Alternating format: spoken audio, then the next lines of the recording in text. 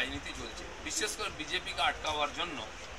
আর এখানে আমাদের বিভিন্ন স্তরের নেতা কর্মীদেরকে বিভিন্নভাবে আর আইনের মাধ্যমে আটকাবার চেষ্টা হচ্ছে। তাতে আমার নাম যেমন মার্ডার কেসে ঢোকাবার চেষ্টা করা হয়েছে, আমাদের সর্বভারতীয় সাধারণ সম্পাদক এখানকার অবজারভার তাকে মানহানি কেস করা হয়েছে, বিজেপিকে আটকাবার চেষ্টা হচ্ছে। সেই হিসাবেই বাকি 3-4 জনের নামে আরও কেস এসছে। একজন মাস্টারমশাইকে মলেস্টেশন কেস দেওয়া হয়েছে বীরভূমে, এটা চলছে।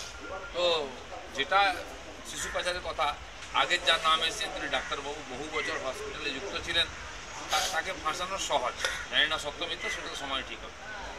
অতি সম্প্রতি একজন আমাদের নেত্রীর নামে এসছে, তিনি তো রাজনীতিতেই ছিলেন না, বিশেষ সামাজিক জীবনেই ছিলেন না, একজন কম বয়সী মেয়ে, তার বিরুদ্ধে কেস দেওয়া হয়েছে। তিনি বলেছেন যে আমি নার্সিংহোমও জানি না, মালিককেও জানি না, যা স্টেটমেন্ট এসেছে। আমি জেলাকে এই ব্যাপারে তদন্ত করতে বলেছি, তারা যেটা বলবেন তার উপর পার্টি তার কার্যবাহী করবে, এবং আইনের দিক দিয়ে পুলিশ যে কেস করেছে নিঃসন্দেহে সেটা তদন্ত করে সমাধান হবে আশা করবো আমি। যদি কি অপরাধ করে থাকে সে আইনের চোখে আইনের দ্বারা তার শাস্তি হবে।